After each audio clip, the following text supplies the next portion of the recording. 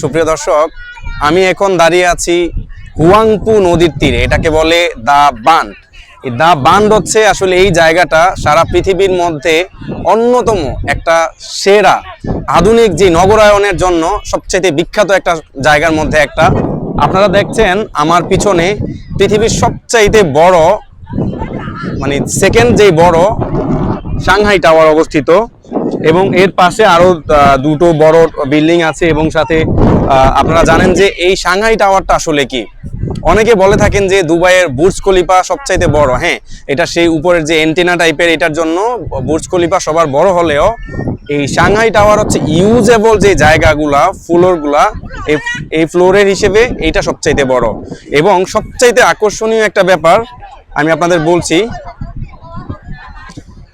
এই সাংহাই টাওয়ারে পৃথিবীর সবচাইতে ফাস্টেস্ট এলিভেটর আছে, যেটা হচ্ছে ঘন্টায় প্রায় ৭৪ কিলোমিটার গতিতে আপনাকে উপরে নিয়ে যাবে। এবং এখানে অনেকেই আপনার ১১৮ তলা পর্যন্ত উঠতে সময় লাগে কত, মাত্র ৫৬ সেকেন্ডে এই ফুল বিল্ডিংয়ের উপর আপনাকে উঠিয়ে নিয়ে যাবে একটা গাড়ির চেয়েও বেশি গতিতে।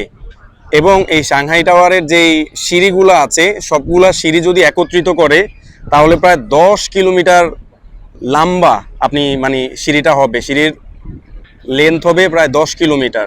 এবং এটা এত বেশি ভারী নির্মাণযোগ্য, এটার হচ্ছে ওয়েট হলো প্রায় ৮.৫ লাখ টন।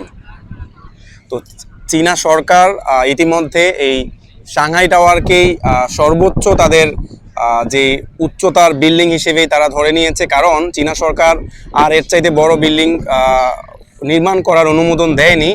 এর কারণ হচ্ছে আপনারা দেখেন সেই হুয়াংপু নদী, এটা চারপাশেই আসলে সারা পৃথিবীর অনেক পর্যটক এখানে আসেন এখানের যে বিকেলবেলায় এর যেই সৌন্দর্য উপভোগ করার জন্য।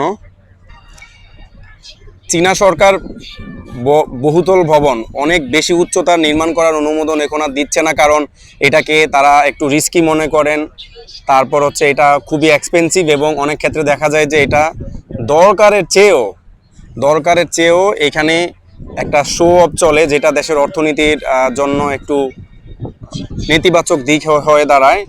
রাত যখন ঘনিয়ে আসে, যখন আধার ঘনিয়ে আসে, তখন অনেক দর্শকই সেই পর্যটক আসে এখানে রিভার ক্রুজে তারা উপভোগ করে।